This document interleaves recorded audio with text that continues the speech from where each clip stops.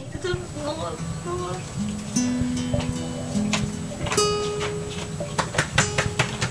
Nih, kemunculan dari dalam lubang.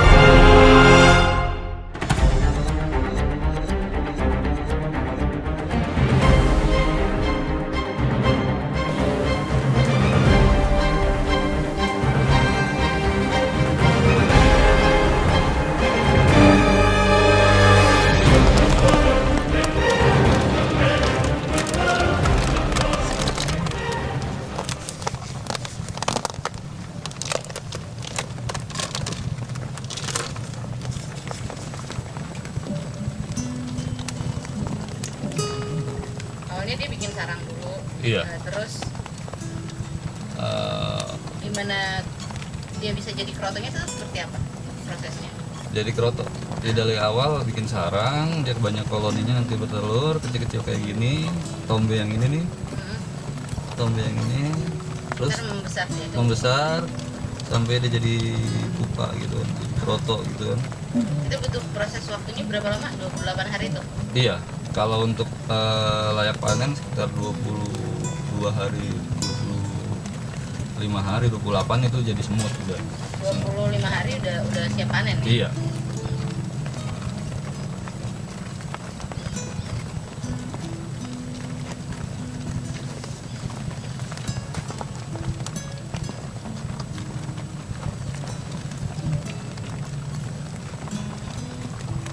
Kenapa harus dikasih makan itu? Ulat Hongkong. Karena dia yang paling simpel dia. Kalau kita pakai jangkrik kan ada kakinya. Otomatis kita buangin dulu kakinya. Kalau misalkan pakai yang lain juga gitu kan. Kayak misalkan ikan gitu. Takutnya ada kucing masuk gitu kan. Ada tikus. Nah, sebenarnya pakannya nggak harus ulat Hongkong, Enggak. banyak yang Banyak lain. banyak alternatif kalau pakan ikan dia bisa. Cuman yang Jangkrik paling bisa. mudah didapat dan paling simpel itu harganya ini. Iya, paling simpel itu ulat Hongkong. Kalau jangkrik juga banyak kasus teman-teman kita bilang gitu kan, jangkrik itu banyak mengandung air gitu. Jadi dia Mempengaruhi Iya. produksi kerotonya sendiri. banyak kejadian juga akhirnya ada berjamur di sarang-sarangnya, itu nggak bagus juga. 50 juta, 60 juta. Modal bibit awal. Untuk berapa? Hampir 1.300. 1.300. Kita kembangin, kita udah jual bibit juga udah dalam waktu 5 bulan ini udah jual bibit juga, kita udah hampir 1.000-an lebih waktu 5 bulan itu. Jadi bibitnya juga di sini dijual. Iya, kita jual bibit juga, jual proto juga.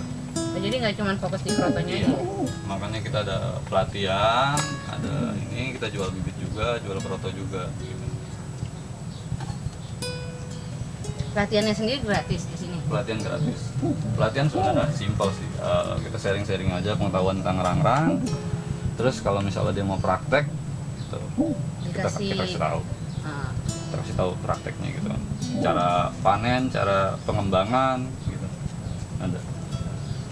kalau ini buat raknya sendiri itu emang ada ukuran khususnya atau Kalau untuk rak, kalau misalkan tangan ini ke sini 60 cm, udah ideal, kita bisa ngambil yang ujung. Itu.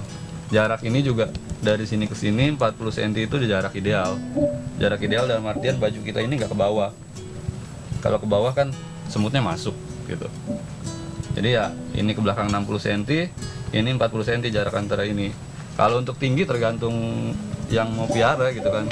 Kalau tingginya kurang dari semeter kan lebih pendek. Nah, gitu. Kalau masalah-masalah juga kayak semutnya kabur, paling di sini ada yang menempel gitu, dia bisa kabur karena pada nalurinya binatang pasti kan nggak betah kalau di karantina. Saat Hamanya sendiri ada nggak sih, hama pengganggu? hama pengganggu nggak ada dia, kayak pun cicak gitu ya. Kalau udah koloni banyak kayak gini nggak berani, tikus pun paling makan ulat Hongkong, tapi sekali gitu dia makan dia gak bakalan kapok gitu. Karena udah terlalu banyak koloninya. Kendalanya Dia udah paling takut situ. sendiri. Iya, udah takut. Kalau yang begini panen berapa lama nih? Panennya ini biasanya kalau kayak gini umuran 20 harian ini masih gitu. Nah, sebentar lagi dia iya, sebentar lagi dia jadi pupa gitu kan. Yang masih telur, belum ada, masih bulat-bulat. Biasanya kalau pupa kan udah kebentuk kayak patung gitu.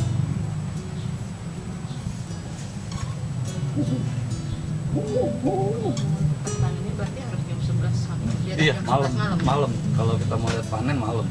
Kalau memang mau meliput nanti bisa dikabarin. Pas kita panen. Yang musim sekarang. Menghasilkan keroto juga nggak sih kalau penjantan? Dia enggak. Enggak. Setelah impoi dia biasanya langsung mati dia. Kalau serangga kan seperti itu.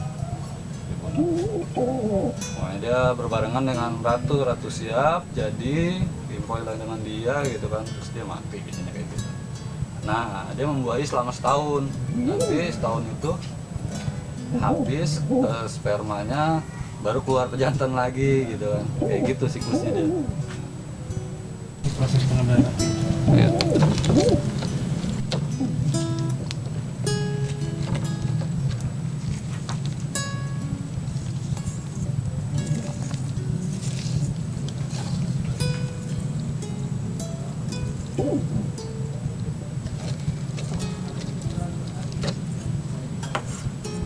Ini kalau tuan udah selimutin.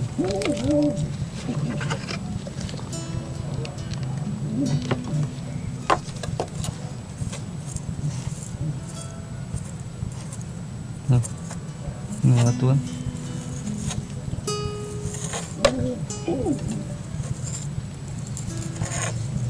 Ya pasti dilindungin dia sama prajuritnya.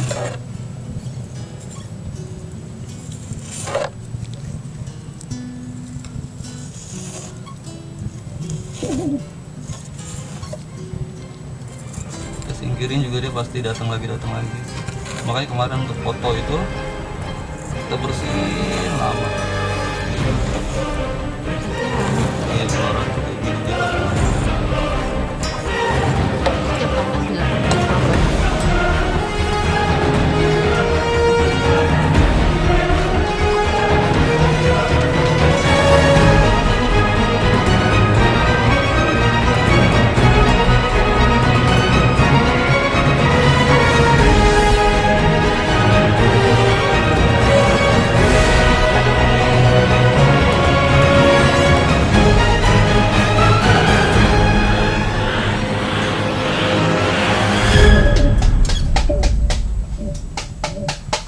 Oh, sebenarnya dikeluarin dulu ke dalam baskom.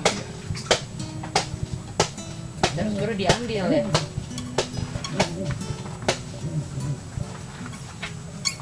Itu dikasih sagu dulu. Iya.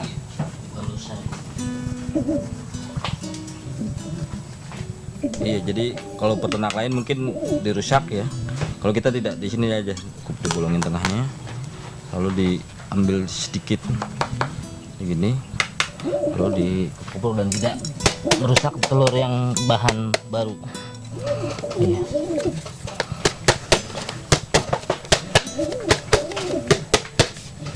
Jadi telur-telur yang kecil-kecil itu tidak rusak, tidak mati, dan sarang tetap utuh.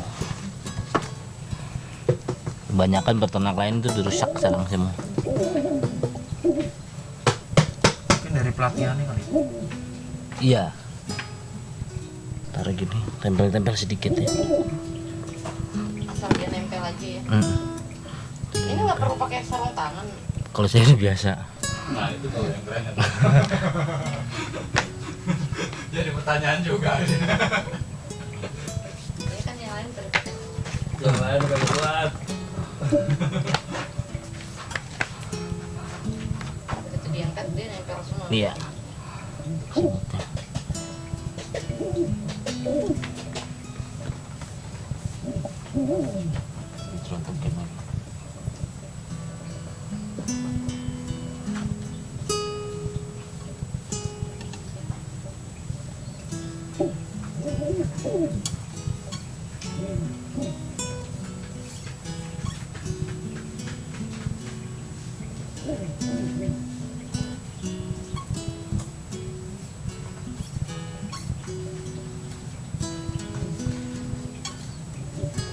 Keuntungan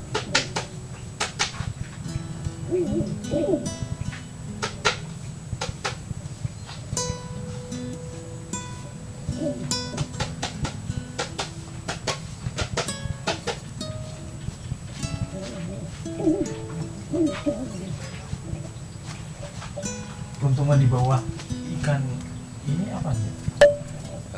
Ini pertama kan dia semut itu cuma makan sarinya aja dari ulat Hongkong sendiri.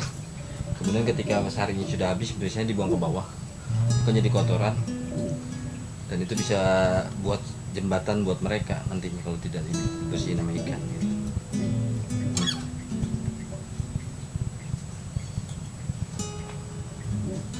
Bisa jadi pakan ikannya juga ya. Iya, sebagai pakan ikan juga, dan sebagai kolam ini sebagai supaya semut itu tidak keluar dari rak-raknya. Anak-anaknya. Iya.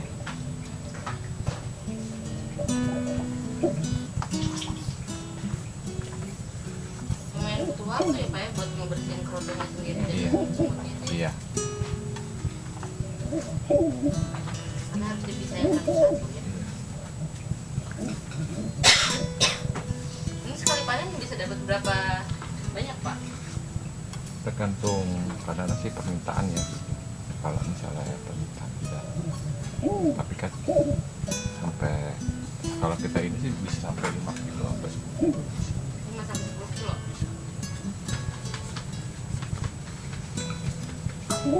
Dua kandang ini aja. Ya. Berapa jumlah topesnya Pak ini dua kandang ini? Bisa 1.500-an lah. Kalau semuanya hampir 2.000 ya. Iya. Cuman yang layak panen 1.500. Yang layak panen itu kurang lebih ya kurang lebih 1.000-an lah yang layak panen ya. Cuma kan kemampuan kita untuk panen itu kan satu hari itu nggak sampai 1.000 gitu. Cuman kalau yang udah layak panen